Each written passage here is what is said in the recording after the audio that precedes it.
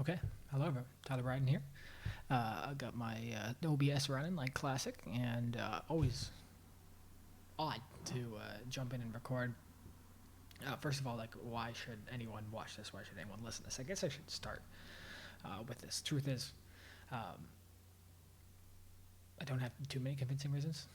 A lot of times I use these recordings as a filter for myself and allow myself to explore my own mind, thoughts, share lessons, uncover lessons, put myself into this thinking frame in which I'm communicating how I'm feeling, what I'm going through, and do this in a very long format. I upload this to YouTube after, sometimes create it as a podcast, sometimes with topics, focused around specific things. Other times just almost like an update, and very I guess untraditional from ways that people are using YouTube or just really marketing in general. Not that I'm really marketing. It's more, again, just this thought process. But YouTube very much see punchy videos, thumbnails, crispiness, quick cuts, edits, really trying to capture attention in the right away, and then create retention throughout the video, as retention is a huge driver of what YouTube, and rightfully so, uses as understanding if something is creating value for people, if something is entertaining, something is informative, insightful. And so I hope that through the process of myself doing this, that I create those things, but I also don't want to get limited into the format that is sort of ideal in YouTube's eyes, but a lot of times, honestly, in anyone who would watch these eyes. So today, I really want to talk about just got a few points, and really it's just generating through that. And let's get started. This would be where the cutscene would be, music and intro, and be like, Tyler, Brian. Don't have that. It's interesting, come in at different times, and I just before I came in, I just looked at this YouTube channel, Tyler Bryden, and there's multiple Tyler Bryden YouTube channels floating out there, which is horrible. But very different moods, very different times in my life is when I'm creating these videos, and it's just so reflective on my face of how I'm feeling, what I'm doing.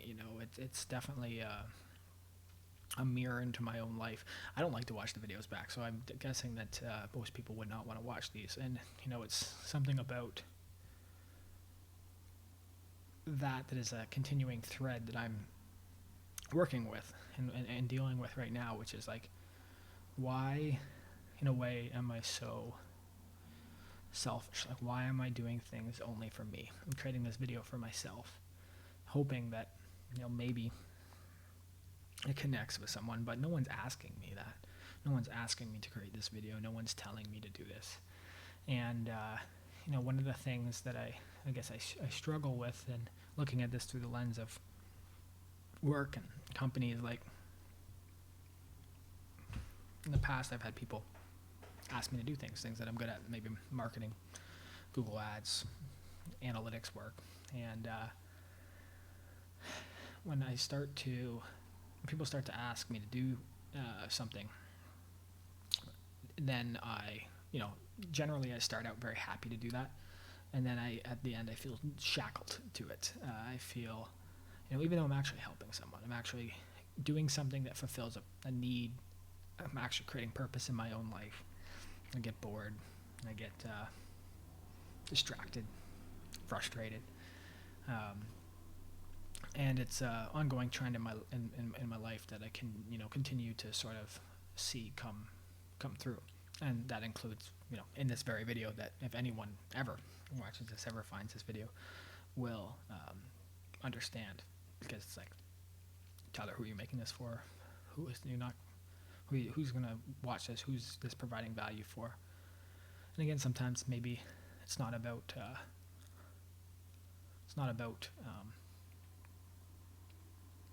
that, not about that for myself, but it would be nice to make it like come with effort, with things of I would like to make this, like to make anything valuable for someone else. And so working through those own pieces in my life. And one of the places where that really sticks out has been with 𝗵ឆ, which is the company I started in 2019. Really came out of a ton of imagination, opportunities that I saw, challenges, frustration, wanting to streamline my work and life,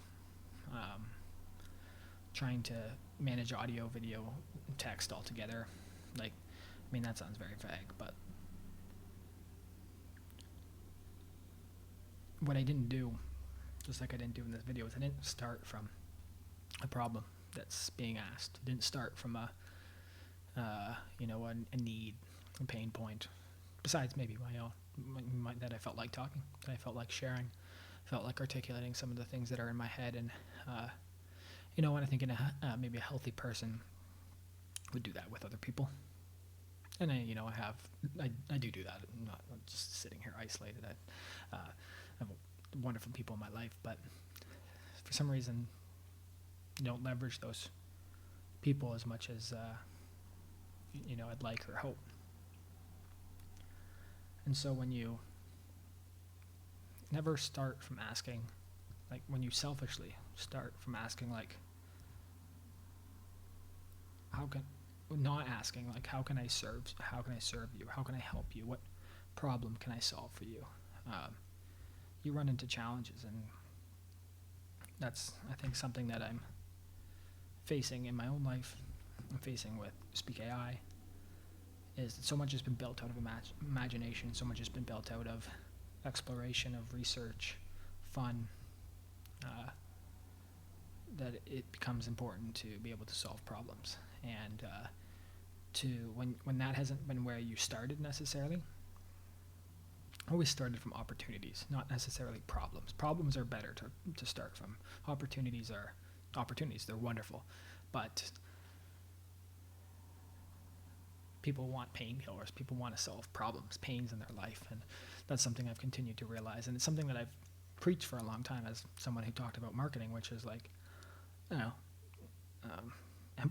empathize, find pain points, elaborate on those pain points, solve problems. And it's something that I'm not doing well myself. And that sticks out. Right now, what's really interesting is going through, a shift in mindset for myself, which was for so long, even since starting 𝗵ឆ, what I've always struggled with has been focus, making commitments, doing what feels right in my gut. And when I started 𝗵ឆ, I continued with a lot of my marketing clients, and that made sense for a while.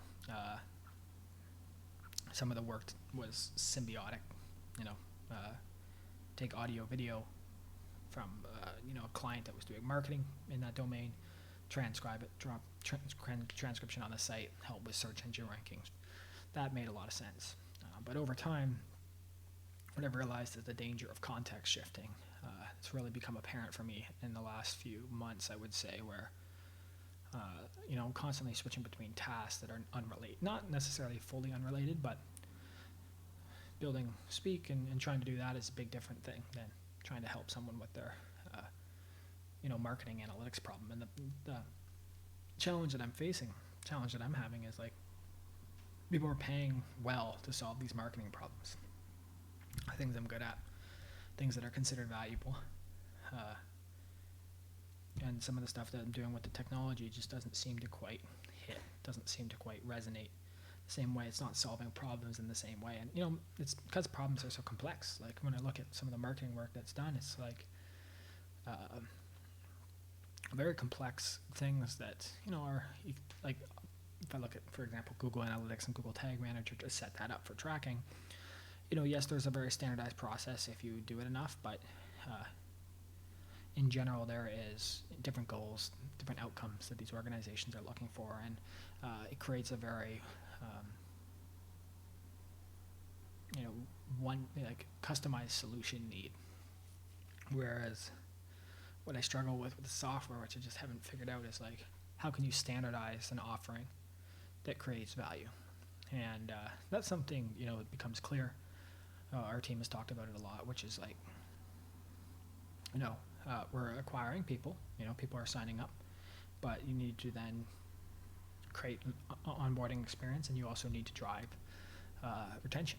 And between some of the analysis that we've done, we realized that people aren't retaining in the platform, and part of it is a very saturated market.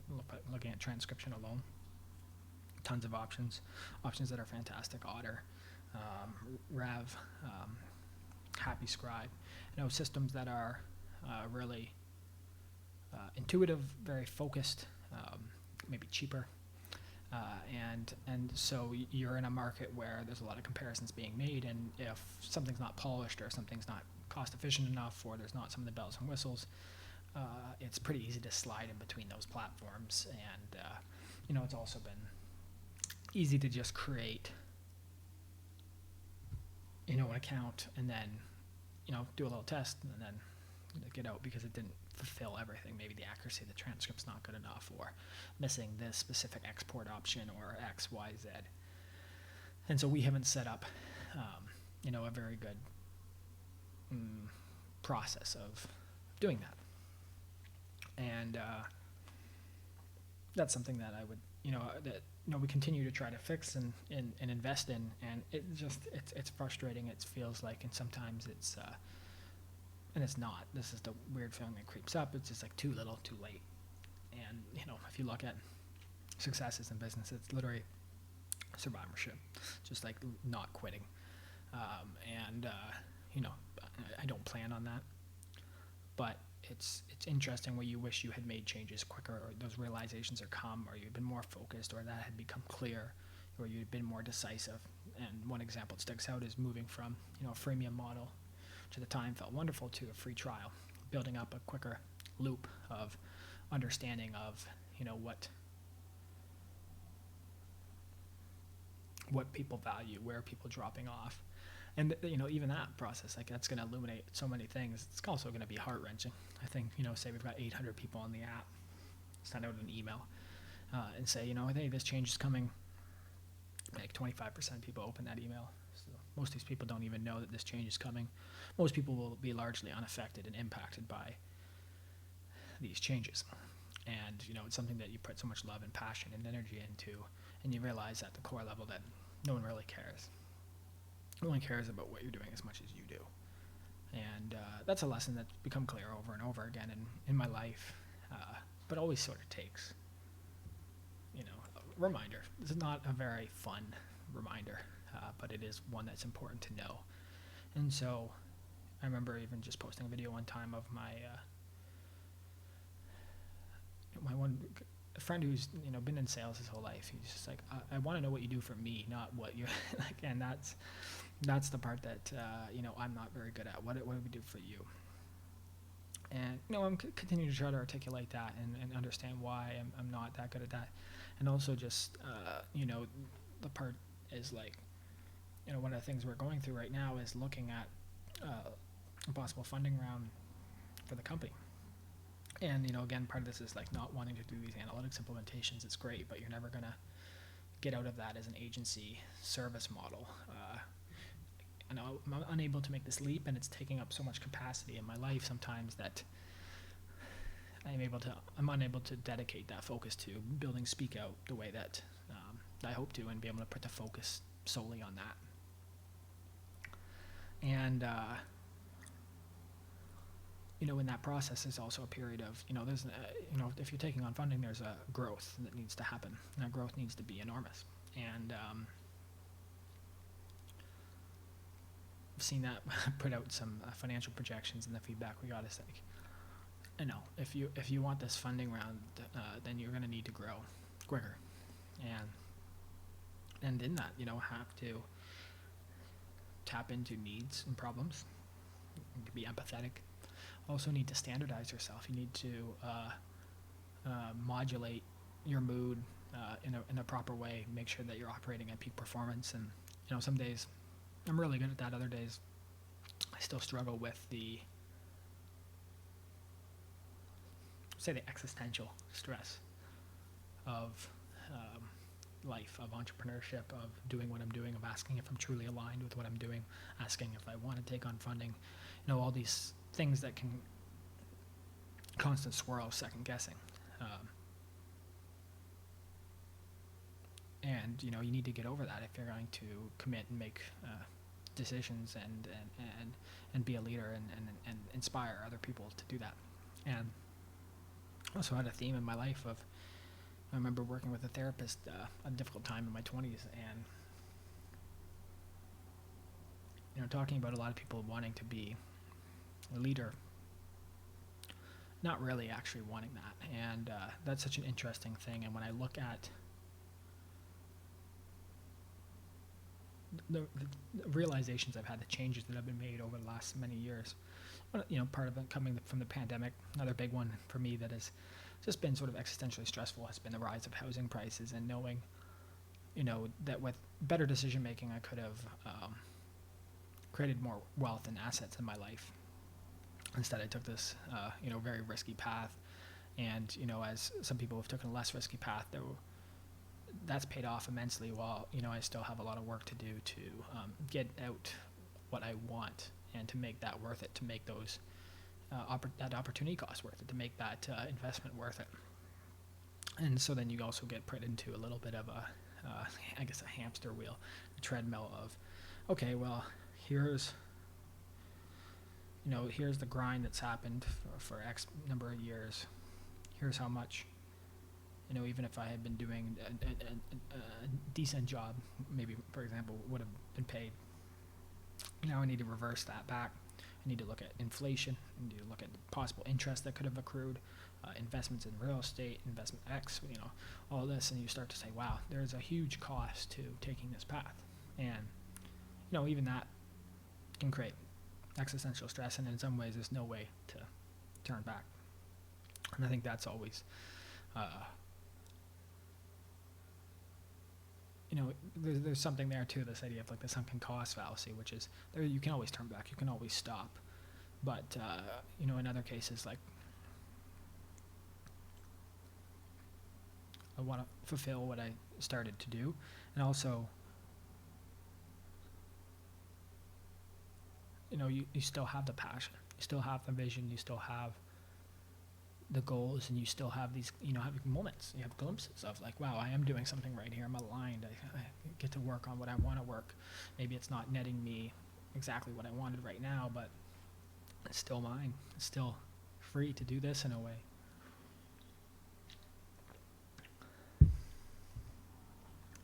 And, part of that, just to get back to where I was going with that, is just this idea of like leadership. And when I look at, what the next steps of, say a funding round actually goes through, an investment goes through, what can I then do? And it's about building a team, and it's about finding other leaders. It's about not having to be both trying to lead and also do everything myself. And that's a lesson that's took too long to learn. For way too long I've been, this idea of like a mason, architect, or then the investor owner. I've been a mason for so long, barely crossed over to architect, maybe sometimes, luckily, but not much. And needing to take this other role, which is need to invest in people and systems and grow this, and eliminate the things that I don't want to do, things that I'm not good at, find people who fill those roles. And these are very hard things to do, undoubtedly challenging. And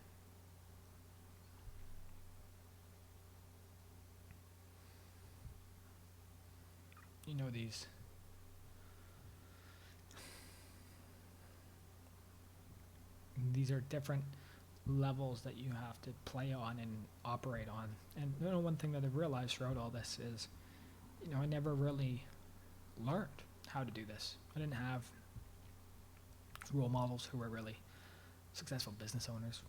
I consider my grandpa as a veterinarian, a very talented veterinarian, who had a good business, but he also could have done, he took on it so much himself and didn't have that ability to delegate. And, some of that was passed through me. And, that's what I want to figure out. But it's, I look at other people who for example, joined a really solid company when they were in their 20s, and they learned how to operate a business, or at least learn from the inner workings. And that became very valuable tools when they actually did want to start a business later in life. And I've learned very slowly, and sometimes that's powerful. It's a good way to learn. It's valuable, but when you try to go alone, when you try to do it, you accelerate some learning, but you also completely miss on other learnings. And so if I would go back and reflect on, say early 20s, one thing I would say is this, even if I had for 7 months got a full-time job working at a good place, I would have been able to afford a house. Maybe I would have enjoyed that work, took that chance to explore that, and would have learned a lot. And again, you can't go back. You can't really make those changes. There's no opportunity to do that. But if I was to give advice to my younger self, even though the lessons in my own journey here have been immense and have made me who I am and have made me a better person and have given me the opportunity to explore so much and do so much, I also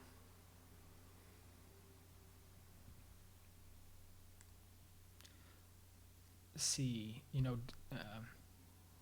the ways that different paths can take you on. And that's something that no matter what you do, who you are, you need to consider. And I think there's been a shift that we've seen. Like when I first started and looked at a lot of this, there was this idea of, hustle culture was this big thing. And I looked up to that, and I felt that was right. And I spent years just continued to working, feeling guilt, feeling pressure every time I didn't take any time off, or I took time off and putting, Tyler, what are you doing? You're wasting time. And now as I inch towards 30, getting very close to it, and some changes in the last year, I realized it's not really a way to live, and I missed out on a lot, and I just want to spend time with people I care about, I love, and that becomes a really difficult balance now, because you look at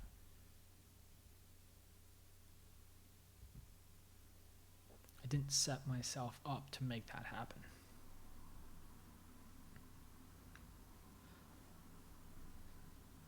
And so you deal with the consequences of that. And, in one case, you sort of double down. You work harder, and you try to give yourself the ability to do that. Other case, you stop completely. That's something I'm not really able to do. It's not possible for me, and for myself, I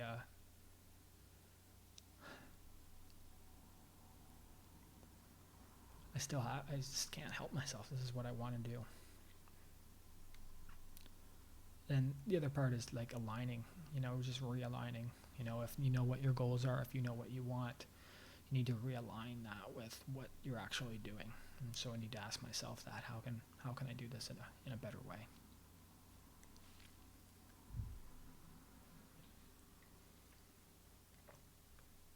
So for myself, just a couple things, I guess, of what do I want to eliminate? And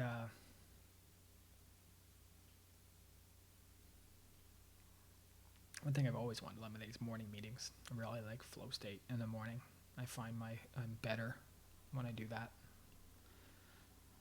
Less distracted, more articulate, more focused, and allows me to, like I was saying, I told the team today, I was like, have meetings 9:30 in the mornings, which is, again, not early or anything, but it's like, by the time that's over, sometimes it's supposed to be tight meetings. Sometimes we go to 10:15. Don't really get a flow state before lunch because I'm running in the morning. I get hungry, pretty early, 11:30 a.m. So, I maybe I have to go pee all the time. So, I sit down, get up a couple of times. I just don't get that flow. And I really need that to be happy and to feel like I'm getting things done the way that I want. And so, that's a shift that I've needed to make. And I told the team, communicated with them today, it's just like, I can't make it to all these meetings in the morning here. I know it's valuable for some of you, and I hope that you enjoy it. For me, I've centered my whole morning around it, and it's created a bit of a fragmentation in the alignment that I've had and that I actually work so hard to do. Just generally struggle to talk to so many people all day. You know, I need to get myself out of that mindset and have people who can do the real work. Right now, I don't really have that. So that's, you know, one of the goals of to enjoy this funding round, and, you know, hopefully it's a successful one. I never really wanted to do a funding round. I thought it was possible to bootstrap and grow. And, you know, I think if, again, I had started with the problem or hadn't spent so much time building software or just focusing on innovation or what could be, I think that's possible. And maybe in another stage of my life, maybe another life. That's the path that I will take. And I've learned a lot from this, and lessons are incredibly powerful. And I think if I look back on this in the future, maybe I'll look back with a different perspective than I have right now. Eliminate noise, eliminate mundane tasks that I don't want to do, eliminate things that are not aligning with the goal, setting KPIs, like setting key performance indicators and aligning with those. I'm not very good at that. I'm not very good at seeing things through sometimes. And every time I get close, I find that I move on to something else. I can't see something through to completion. I just get bored, understimulated. And so I have to ask myself, like, what stimulates me? What excites me every day that makes me want to get up and ride that wave of flow, ride that wave of passion, and just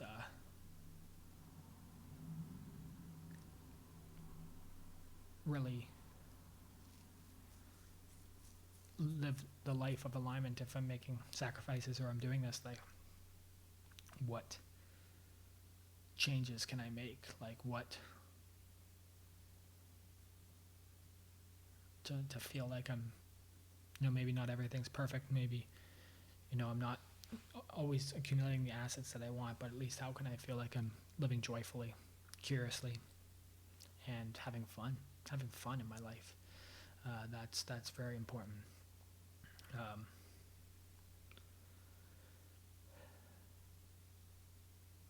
Don't know how to sell. That's something that I realized. Love talking to people, love communicating with people, but systematic selling, systematic even marketing, scaling of a business, those are things that I have yet to learn. And, you know, again, I was a little shocked. I was like, wow, these look like awesome, you know, good realistic numbers for growth that are possible with our company. And when, you know, shared them with an investor, they said, you know, this is not quick enough growth. This is not good enough growth. So I need to reflect on that. Why? What do I not know? Who am I not connected with? How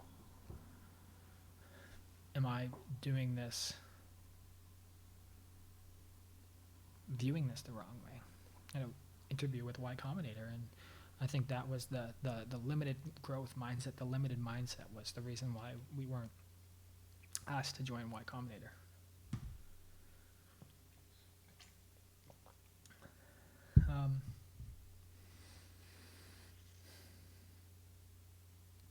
Lastly, this is a different note, but I have a presentation for 𝗖ście tomorrow. And 𝗖ście is a yearly event now, I guess. That was, which brought together a lot of people in psychedelics. And last year was a sort of a big moment for me. I went after Ronan Levy and J.R. Ron, Ronan from Field Trip and J.R. Ron from MindMed. Right after, did a presentation. That's how I got connected into some of the community, and it gave a lot of legitimacy for myself as someone who, you know, cared deeply about the psychedelic community, but also understood technology, how it might be applied, and, you know, shared some interesting insights. And I put a lot of work into that presentation. After, partway through, I realized I shared my wrong screen, and that people saw a different version of what I was sharing than I did, including not seeing the demo.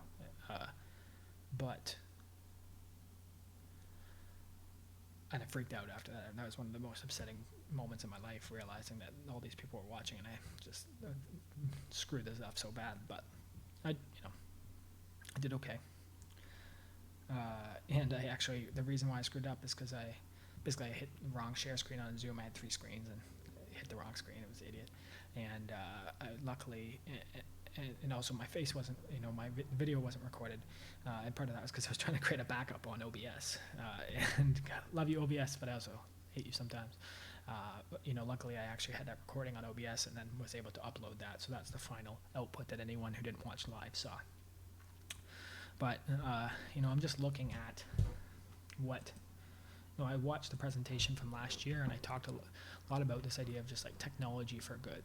And, now trying to, I lost my images here. Let's see if I can pull this up. I'm not going to show the screen because that doesn't make any sense. It's sort of it's for tomorrow. Ooh, we got some drivers going by. But this psyched presentation was, it brought together a ton of great people in psychedelics and have a recording tomorrow and I have to present. And usually I'm pretty I'm pretty polished on what I want to present. And in this case, I just, I was like, this is hard. So I have a bunch of different fragmented presentations from past work, and I'm trying to bring this together.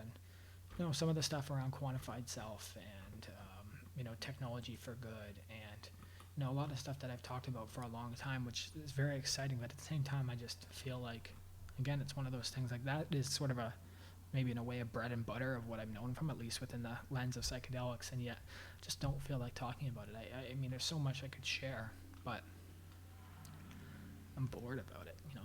It doesn't excite me, and so I'm trying to figure out, knowing that the presentation is coming up tomorrow, what can I do that excites me, that I hope if it can excite me, that it will excite others. And I think, one of the reasons that I have been successful in some ways in the past has been enthusiasm that I bring to things. And, in this recording right now that I know I'm not bringing that for anyone who listens to this would say, Tyler, you seem down, you seem having a difficult time, and I know that, like I'm aware of that.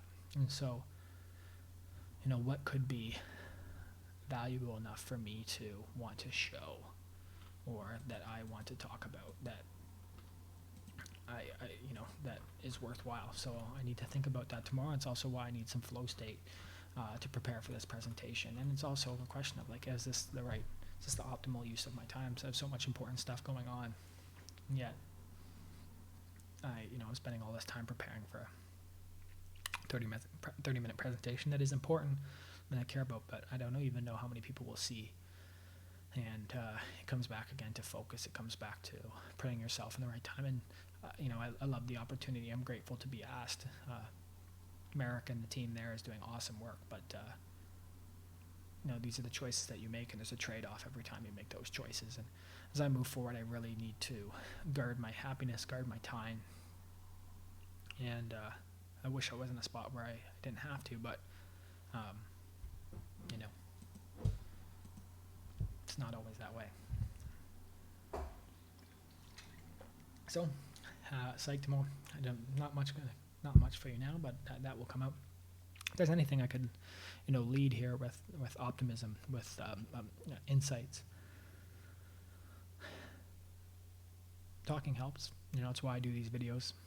And whether it's to yourself, whether it's to someone that you care about, some stranger, therapist, it's a powerful tool to work through.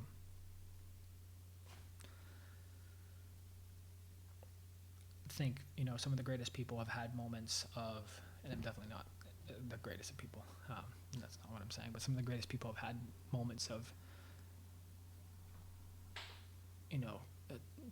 chaos and difficult times, even when maybe feeling like they were on a trajectory of growth and success. And I think it's a very natural part of the human existence, and I wish that was a little bit less regular for me, but I also know and understand and cherish that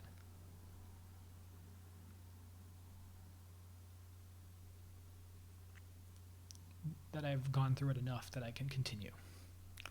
And